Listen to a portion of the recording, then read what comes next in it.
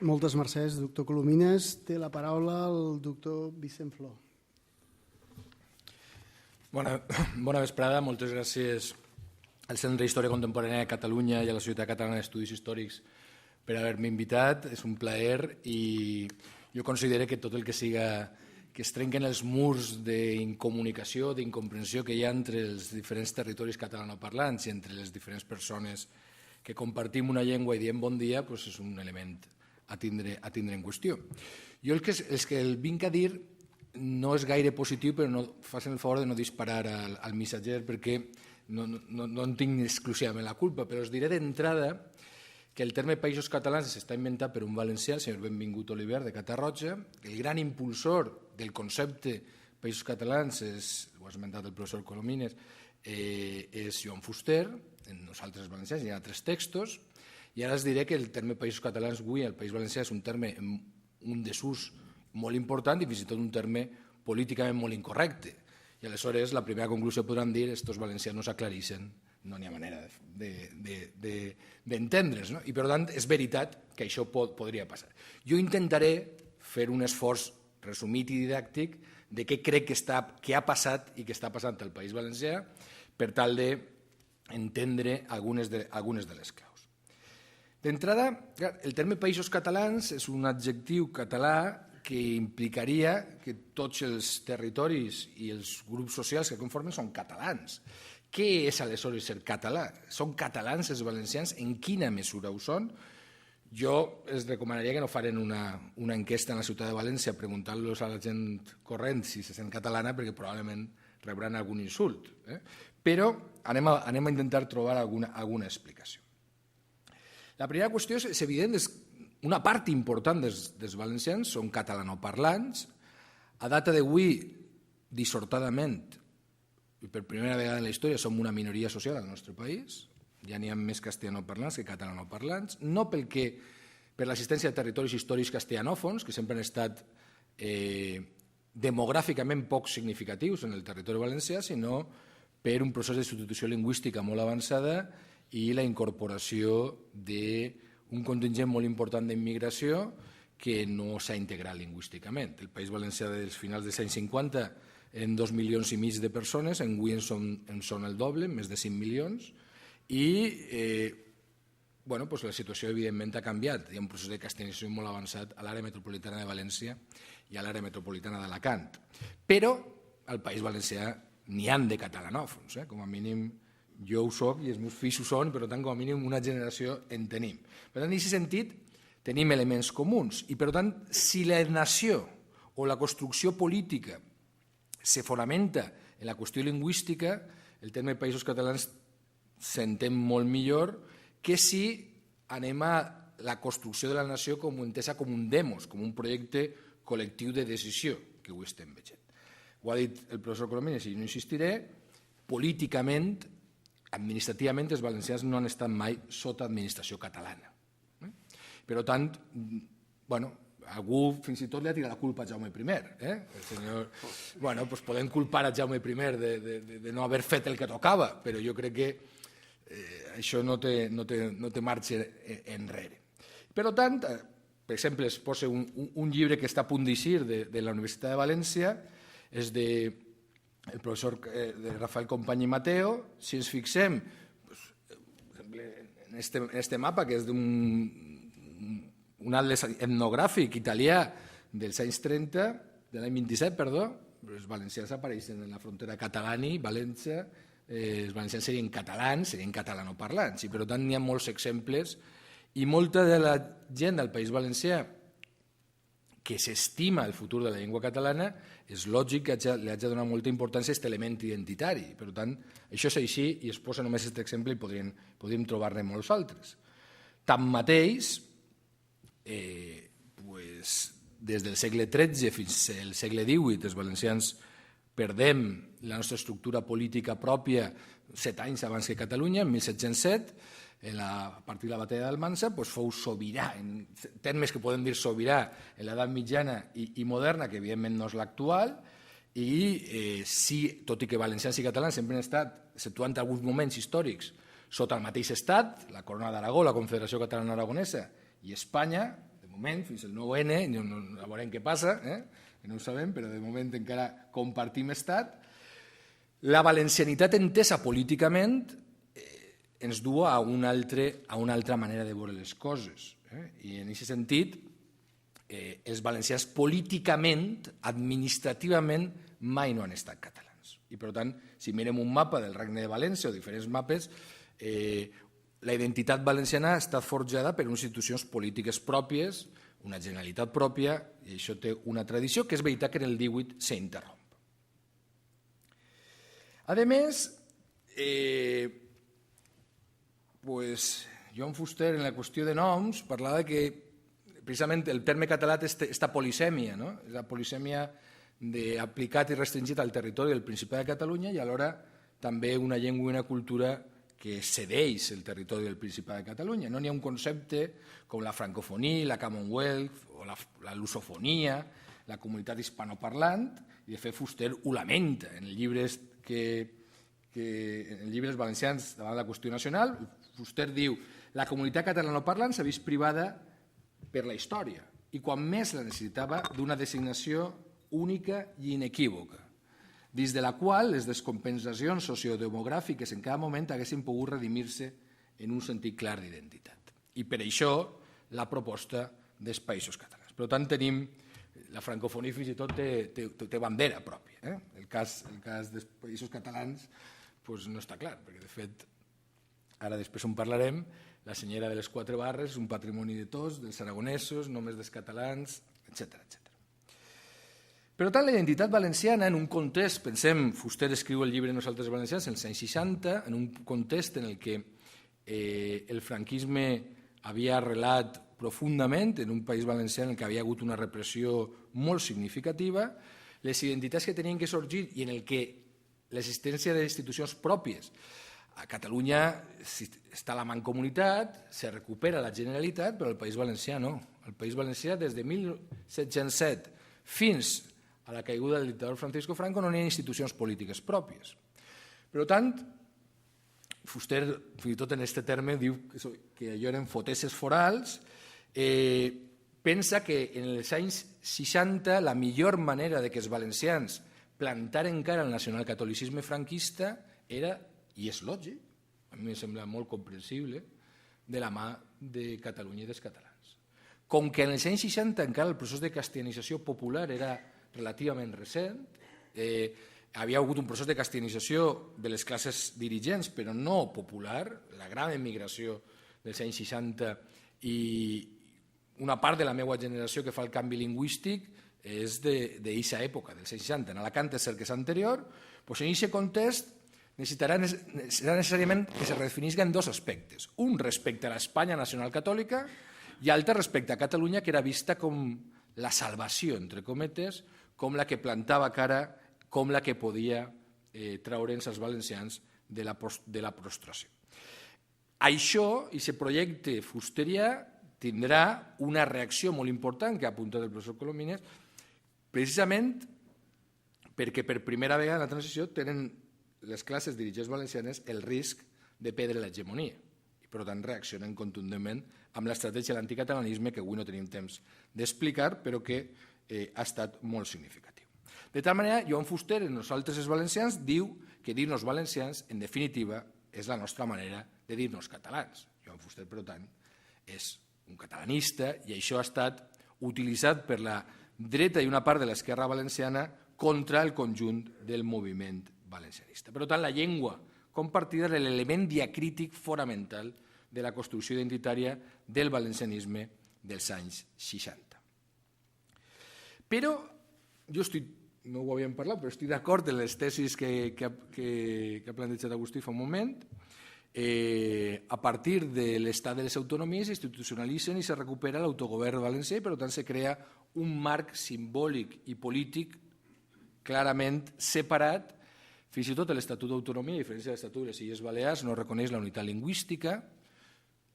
La classe més intel·lectual entén que quan diu valencià està dient català, però objectivament no ho diu en l'Estatut. L'Estatut no s'utilitza el terme català, l'Estatut d'Autonomia del País Valencià, en cap moment, i a més ha hagut la creació d'un marc identitari precisament separat, un consens autonomista en què parlar del terme fins i tot de llengua catalana, segons com, era mal vist i s'intentava evitar per evitar conflictes, polèmiques, etc. Amb la qual cosa, fins i tot simbòlicament, s'ha donat elements paradoxals. Avui la part majoritària dels valencians veuen la senyora de les 4 barres com la bandera de Catalunya. I sí, és la bandera de Catalunya, però també la bandera dels valencians no venia que anar a veure la llotja de València, està farcida de 4 barres. Però ves i explica això en un procés de manipulació constant de la dreta de que això és una bandera.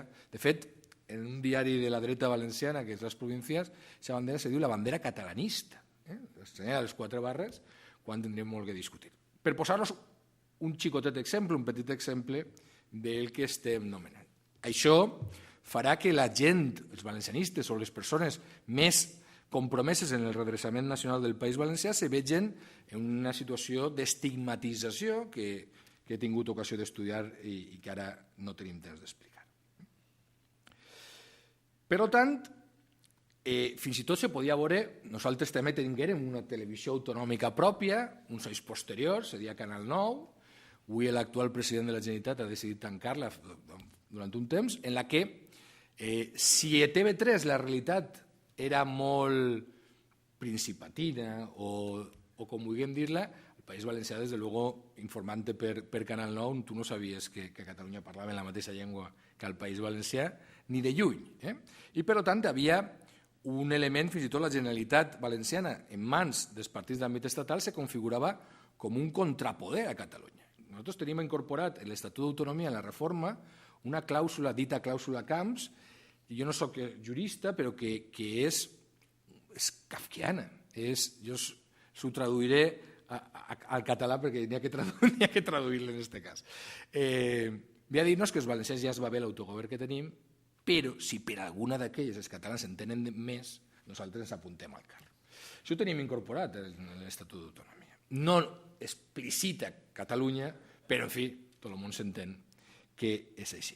Aleshores, ha passat una cosa paradoxal. La Generalitat Valenciana, en lloc d'haver estat una institució que afavorira la identitat valenciana, s'ha convertit en un contrapoder a Catalunya i un contrapoder al propi nacionalisme al País Valencià. Qual cosa té el seu interès i que, insistís, no tenim molt de temps en analitzar. Abans se posaven exemples, jo en posaré algun altre. Les reunions entre presidents de les dues Generalitats són escassíssimes en tots els períodes històrics, no ara que governa el PP. El president Pujol va reconèixer que no baixava a València per si se veia com una agressió imperialista, entre cometes. Però tant entre Joan Lerma i el president Pujol hi hagueren, crec que una reunió. Ha hagut un procés d'estranyament conscient entre el País Valencià i Catalunya, malgrat que tenim, parlant de la llengua, però tenim elements econòmics i estratègics molt importants. Tots patim l'absència d'infraestructures, l'absència d'inversions de l'Estat, el bandejament de l'eix mediterrani. Ara sembla que una part de la classe dirigent valenciana està començant a donar-se una miqueta compte de que l'anticatalanisme ha estat un mal negoci per a ells i per a tot el país, etc. Per tant, tenim unes relacions entre valencians i catalans políticament, més enllà de les relacions entre elits, escassíssimes i impròpies de dos governs que, encara que no compartiren llengua, són limítrofs i, per tant, haurien de tenir unes relacions entre veïns més fluides. No ha estat el cas. L'anticatalanisme ha estat un element importantíssim, és veritat. De fet, els valencians, quan ens preguntem els referents de modernització, continuen mirant molt a Catalunya.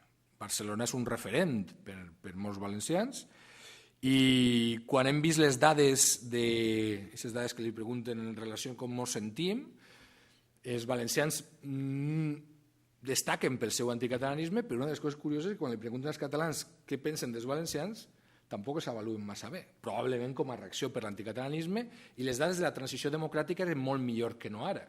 Vull dir que una de les paradoxes és que l'estat de les autonomies ha incrementat les nostres suspicàcies recíproques, quan pretesament això anava a millorar en els imaginaris col·lectius. Només algunes dades. poques. Soc sociòleg i som molt amens de les dades, però us vaig a donar molt poques, perquè sé que la intervenció ha de ser curta. Aquest és un estudi del CIS, per tant, en seu en Madrid i, per tant, tota la cautela i depenent del govern espanyol, sempre s'ho dic als meus alumnes, alerta en el CIS, i crec que fas bé en dir-ho, però és una referència de 2007 en la que pregunten als valencians quins són els seus àmbits d'identificació territorial. I en una escala de 0 a 10, ahí tenen vostès, si us senyala, ahí tenen la mitjana. 0,1 seria una identificació escassa o zero o nul·la, molt lligada a l'odi, i 9,10 la màxima. Ahí està la gradació, fixem-nos en la mitjana. Insisteix, no disparen al missatger, però si els valencians es pregunten si tenen una gran identificació en el seu poble, són molts localistes, doncs sí, una mitjana de 0 a 10 de 8,25. En el propi país, utilitza la terminologia que va utilitzar el CIS. Comunitat Valenciana, també alta, un 8,6. Amb Espanya, altíssima, un 8,30, més fins i tot que a la pròpia comunitat autònoma. Això duria un altre debat, però no és el cas de per què passen aquestes coses i l'alta identificació d'Espanya. Abans, el nostre himne oficial, que per cert, el va fer oficial el Partit Socialista del País Valencià PSOE en la primera legislatura, que tenia majoria absoluta i per tant no estava obligat a fer-ho, comença amb una estrofa que els sobtarà per a ofrenar noves glòries a Espanya. Què hi farem? La història ha estat així, podem analitzar-la després si tenim ocasió. Fins i tot a la comunitat hispanoparlant, un 6%, amb Europa, serien molt europeistes valencians, i quan ens preguntem és la terminologia del CIS. Països de llengua catalana, això baixa al 3,80. És evident que no cal ser sociòleg per detectar que alguna cosa passa. He posat així països de llengua catalana en Catalunya per comparar aquestes dades. Lògicament, en Catalunya, malgrat moltes de les coses que ja han eixit, la identificació dels països catalans és molt superior, un 7,12, també inferior que en la pròpia comunitat autònoma, però la diferència molt notòria. Al País Valencià, molta identificació en els països de llengua catalana, que diuen 9 i 10, és un 6,5% de la població, segons el CIS. Un 29% diuen que gens. És a dir, tenim una dada que indica el nombre d'anticatalanistes militants, cosa que a Catalunya és un 4,4. Alguna cosa no s'ha fet bé, és evident, perquè si no aquestes dades no eixirien. Sí que hi ha hagut alguns àmbits en què la identitat nacional valenciana és més potent. Quan li preguntem pel secessionisme lingüístic, en base a aquest secessionisme lingüístic rutinari, el meu fill va, en menut, els dos van a línia en valencià, i el llibre de test de 5è de primària els explicava quines eren les llengües oficials de l'Estat. Els deia que el castellà era la llengua de tot l'Estat, el català, que es parlava a Catalunya i a les Illes Balears, el gallec a Galícia, l'èuscar al País Basc i Navarra i el valencià a la Comunitat Valenciana. Això diu el llibre. El meu xiquet té la sort o la desgràcia, podem analitzar-lo, que jo els dic, no, però és la mateixa llengua, jo ho explico. Però és evident que no tot el món té aquesta possibilitat. Per tant, a on hi ha un predomini de gent que considera que el valencià i el català és la mateixa llengua? Entre la gent amb alt capital cultural, entre la gent que té estudis superiors. Però conforme baixem de nivell d'estudis, els percentatges de secessionistes són superiors. De fet, en les enquestes, 2 de cada 3 valencians, aproximadament, consideren que el valencià i el català són 2 llengües diferents. Són dades molt significatives.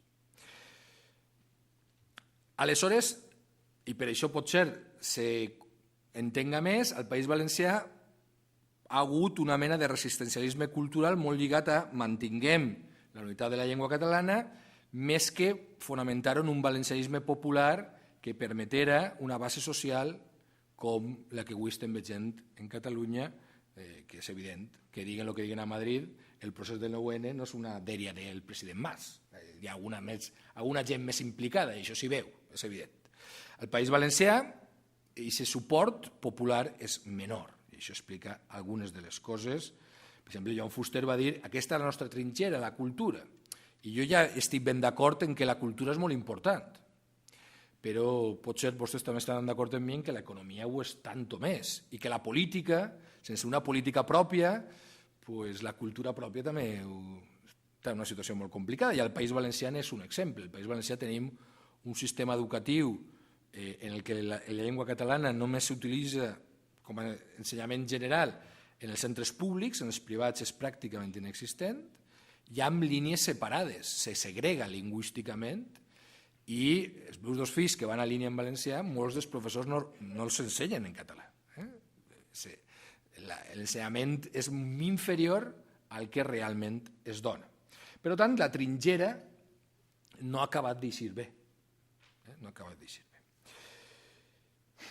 Tant és així que fins i tot aquest allunyament entre el País Valencià i Catalunya i les Illes Balears, per descomptat, se pot veure fins i tot en aquells que han apostat clarament pel pancatalanisme polític, pels països catalans com una nació política. Esquerra Republicana, que és veritat que és residual al País Valencià, es porta ahir els resultats electorals de les 3 últimes eleccions autonòmiques, el 0,32% a 2003, el 0,49% en 2007 i el 0,47% en 2011, perquè ens situem, és a dir, 1 de cada 200 valencians vota Esquerra Republicana si arriba.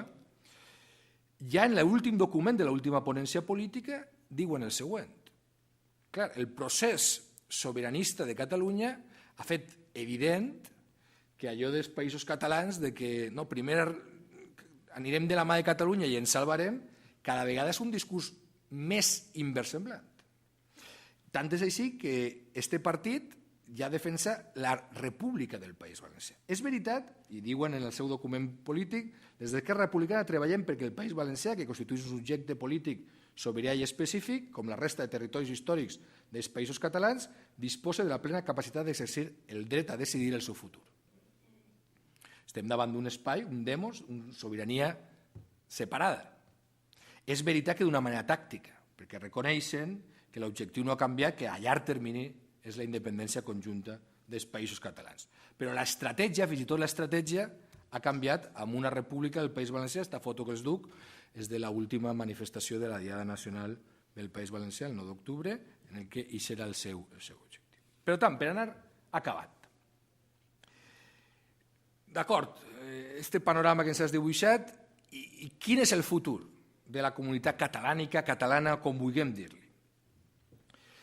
El meu dubte és, paga la pena mantenir un concepte com el de països catalans que genera un refús important, un rebuig important al País Valencià? O és millor anar en una altra direcció? En l'últim llibre de Germà Bel, Anatomia d'un desengany, Bel escriu que l'expressió països catalans és impròpia per manca de fonament històric, social i polític, i a més és desafortunada si tenim en compte consideracions de tipus lingüístic i cultural, diu Bel. No conec altres casos en què la coincidència de llengua en diferents territoris generi l'expressió països X.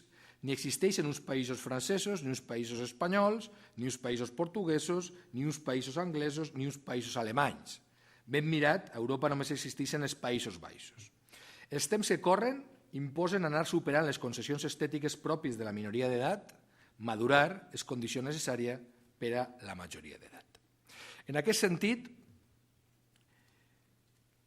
quines serien les línies de futur? Jo crec que des de... Jo crec que no té marxa enrere la Generalitat Valenciana, la Generalitat de Catalunya, els processos que s'estan donant.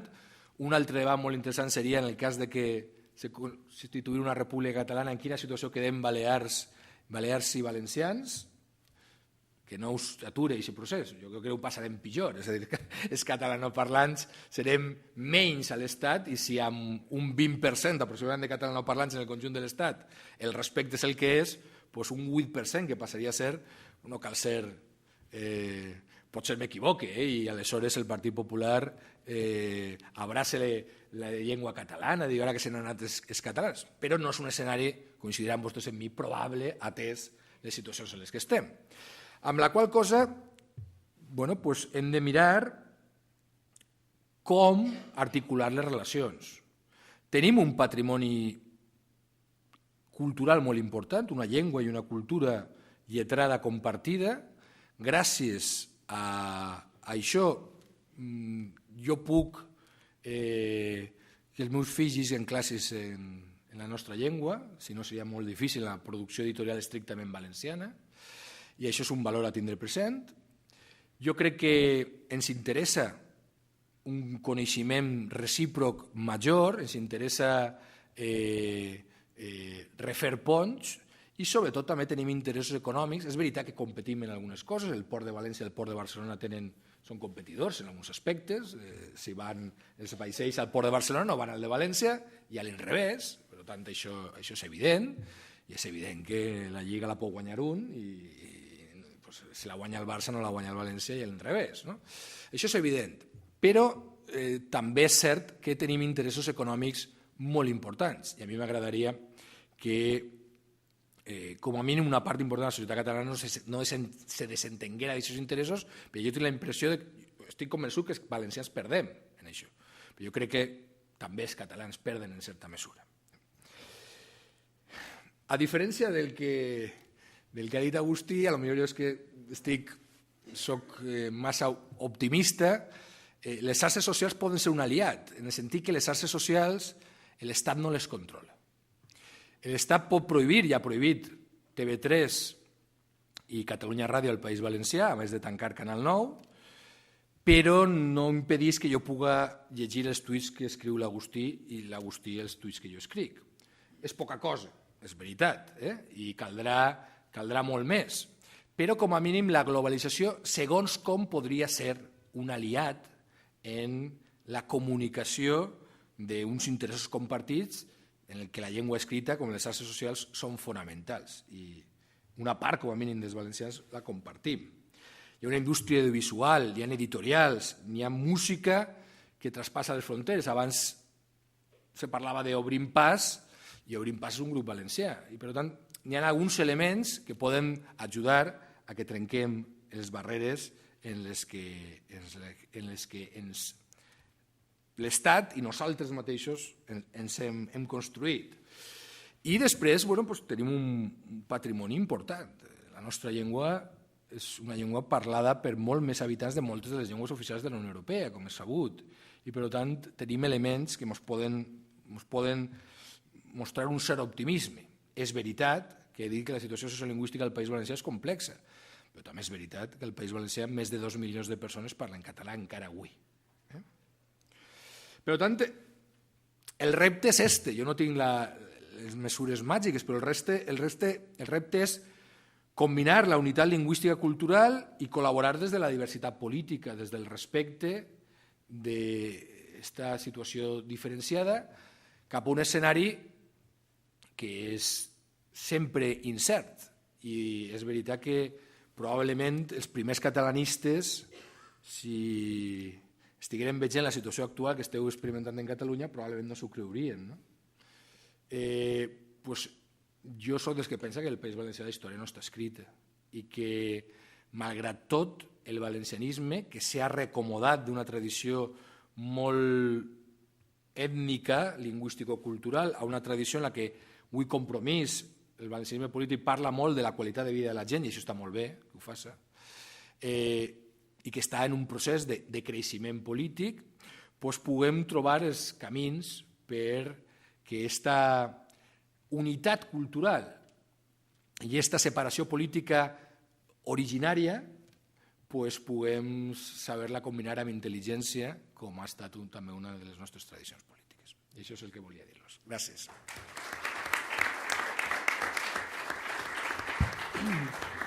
Moltes mercès, doctor Flor.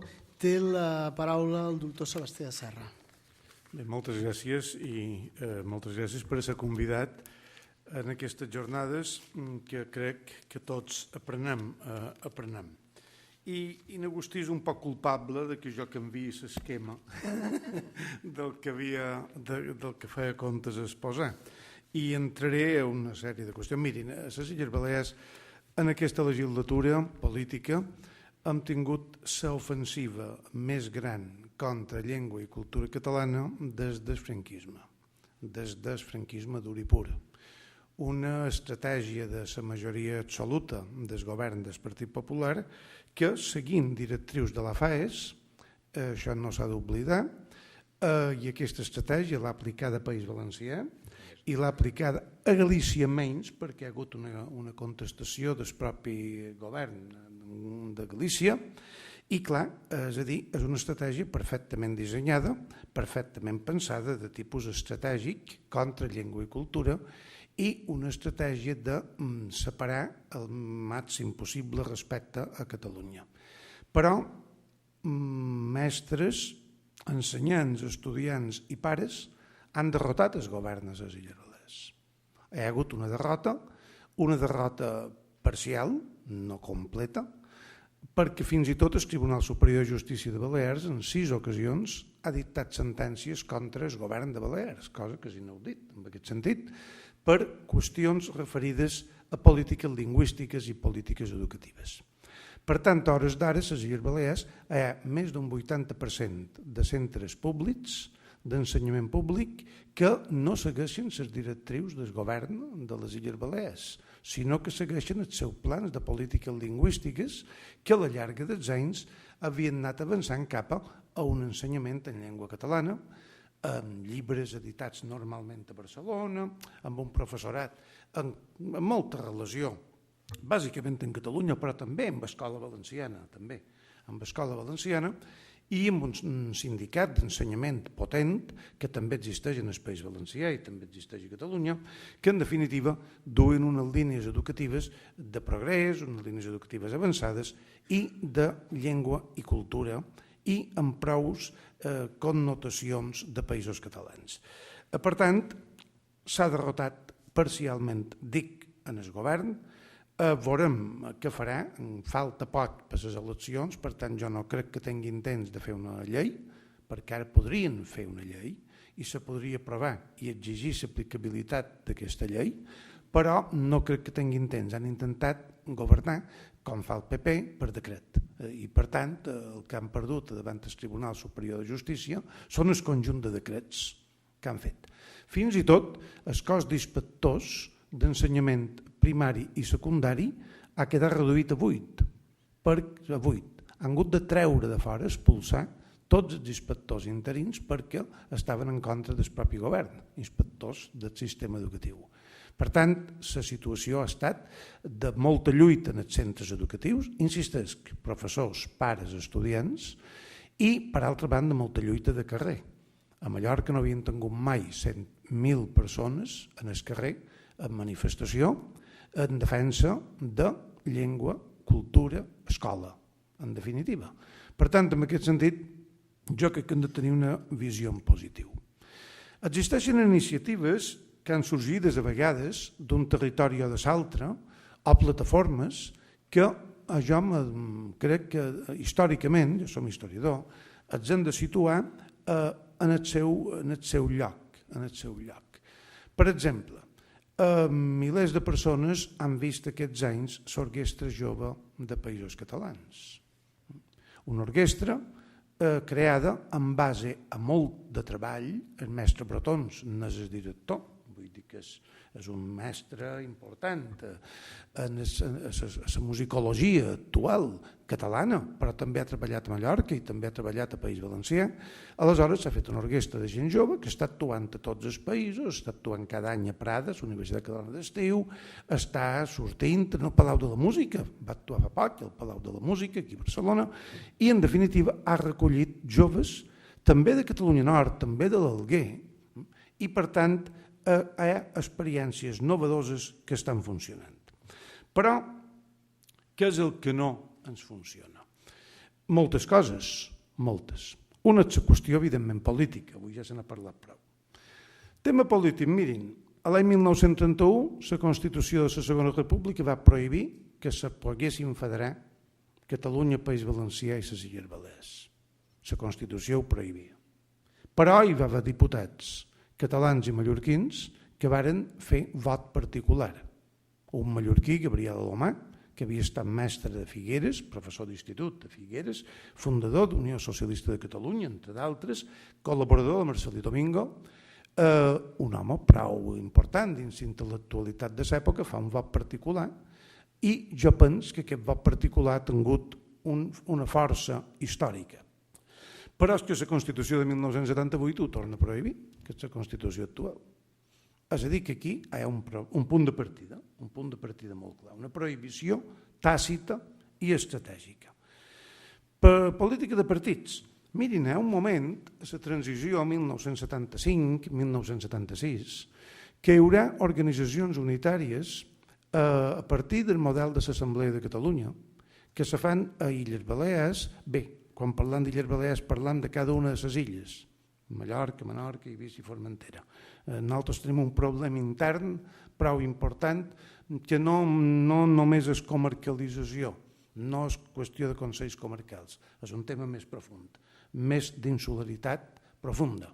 Però bé, aquest és un tema a anar resolent històricament. Però hi ha un intent, quan comença la transició, i la situam a la transició política en el mateix temps del Congrés de Cultura Catalana, des que en Agustí ja n'ha parlat, que va ser un moment prou important per llançar col·lectius en funció del tema de països catalans. I és en aquell moment en què se popularitza el tema de països catalans, penso jo, després de País Valencià, clar, però és un moment en què es popularitza. Però ja en aquell moment, quan hi ha reunió de forces polítiques, més enllà de les instàncies unitàries, de les assemblees democràtiques, quan ens reunim ja veiem que els partits polítics, gairebé tots, la qüestió de països catalans ens incomoda.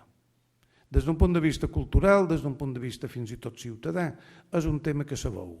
Però des d'un punt de vista polític se pensa molt en la dialèctica estat espanyol, se pensa molt en qui pot tenir majories i aquesta qüestió ja incomoda tremendament, o manco des del meu punt de vista. La trobada a Cura, de forces polítiques, encara en la dictadura, de totes les forces, a Cura Mallorca, una muntanyeta, vigilats per la Guàrdia Civil, com no podria ser d'altra manera, però una concentració important de representants polítics de tots els països catalans, ja va demostrar que més enllà d'alguna declaració, malgrat el